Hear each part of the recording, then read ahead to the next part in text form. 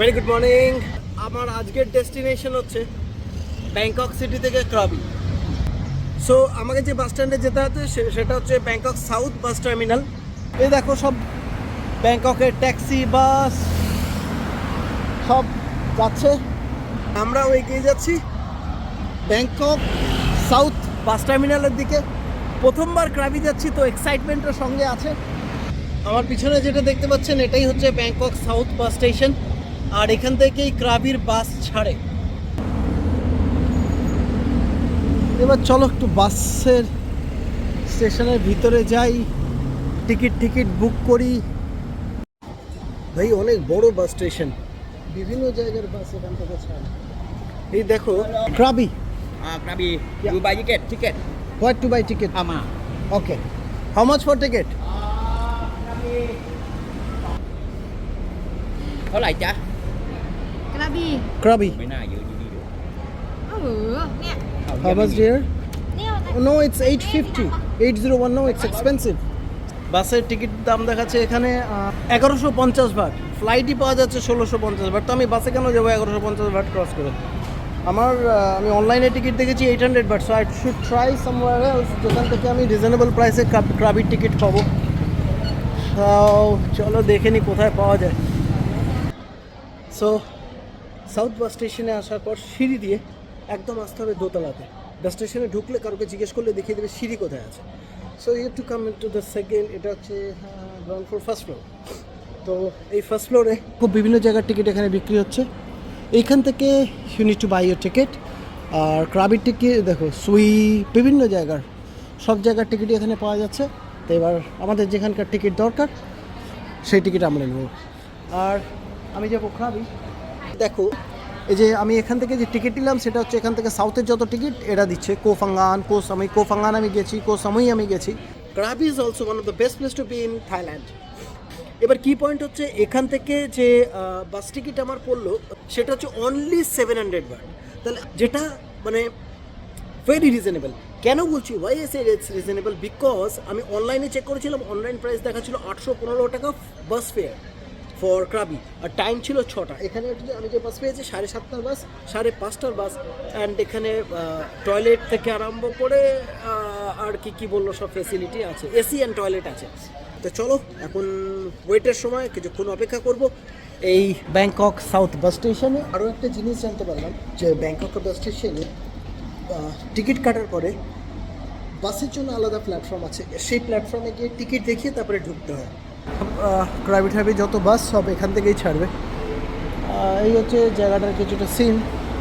তখন আমি জানি না যে আমার বাস এখনও দেরি আছে, অনেক দেরি আছে।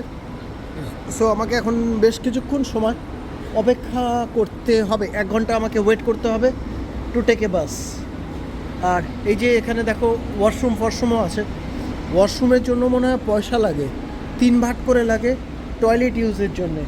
এটা হচ্ছে মেল, পাশেরটা হচ্ছে ফিমেল। মানে ফেসিলিটিস 100% আছে অ্যান্ড উইথ গুড ফেসিলিটিস। খুব সুন্দর, ওয়েল অর্গানাইজড। ইভেন বাস স্টেশনে পর্যন্ত একটা নোংরা পাবে না। সুপার মানে যথেষ্ট, যদি if you compare with Indian bus station অনেক বেশি ক্লিন অ্যান্ড অনেক বেশি অর্গানাইজ। এখন ওয়েট করছি, সময় হবে বাসে উঠবো ওই জন্য। এখন মাঝে ঘড়িতে প্রায় 5:15, প্রায় 800 কিলোমিটার বাস রাইড আছে। আর টাইম দেখাচ্ছে মোটামুটি এক্সপেক্টেড সকাল 6টা নাগাদ আমরা পৌঁছাবো ক্রাবিতে। সেই হচ্ছে আপাতত সিন। এবার থাইল্যান্ডের বাস সার্ভিস সম্পর্কে কিছু বলি। এই দেখো উপরে এখানে দেখা যাচ্ছে যে বাসের এভারেজ রানিং স্পিড কত আছে। 64-66 কিলোমিটার পার আওয়ার স্পিডে এখন বাস যাচ্ছে, সেটা দেখাচ্ছে। এটা হচ্ছে রাইট হ্যান্ড সাইডে, অ্যান্ড লেফট হ্যান্ড সাইডে টাইম আছে, ঠিক আছে। আর সামনে বাসের ড্রাইভার কন্ডাক্টরের ইনফরমেশনস এখানে মেনশন করা আছে, ঠিক আছে। অ্যান্ড আরও জিনিস দেখাই, এখানে দেখো বাসে অ্যাজ ওয়েল অ্যাজ জলের বোতল তো পাচ্ছই, and with the food packet. Presentation দেখো, প্রেজেন্টেশন খুব সুন্দর এটা আছে। অ্যান্ড সেকেন্ডলি আরও একটা কিছু আছে ভেতরে মনে হচ্ছে, দেখা যাক কী কী আছে।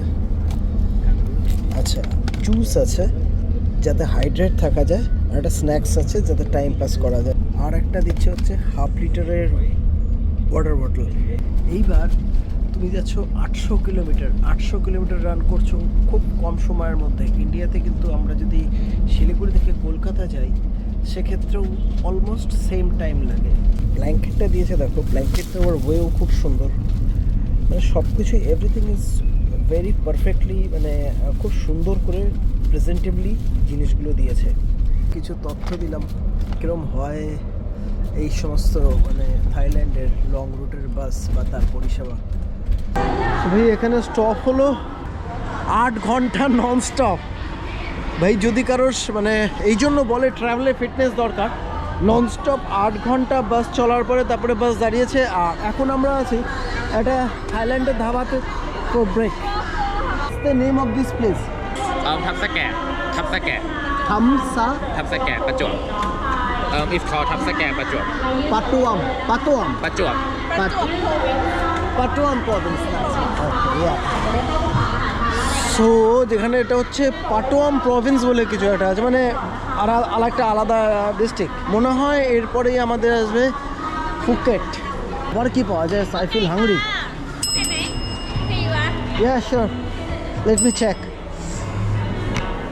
দেখো ভাই বিভিন্ন রকম খাওয়া দাওয়া সব কিছু আছে, ডিম ডাম সব আছে। দেখি কিছু খাই নেবো আমি এখানে। I feel hungry, I am really feeling hungry. কিছু একটা খেতে হবে। সেই হচ্ছে ফার্স্ট। আর টয়লেট যাব, টয়লেট গিয়ে এটিয়ে এই দেখিয়ে দিলাম পুরো সিন। এই ভাই এটাই হচ্ছে থাইল্যান্ডের ধাবা। এইসব এক্সপিরিয়েন্স করার জন্যই তো আসি। এই দেখো এখানকার ধাবার সামনে গাছ, ধাবাগুলো এত সুন্দর করে সাজানো। টয়লেট যা দেখলাম না, প্রশংসনীয়, মানে 5 স্টার হোটেলের মতো ক্লিন। টয়লেটের মধ্যে গাছ, বড় বড় পাম গাছ, দুবাই যেরকম থাকে ওই রকম।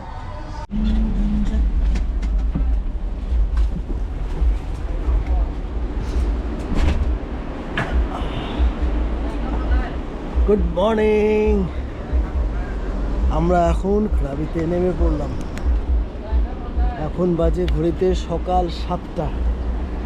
আর এবার ব্যাপার হচ্ছে হোটেল সব সেট করতে হবে।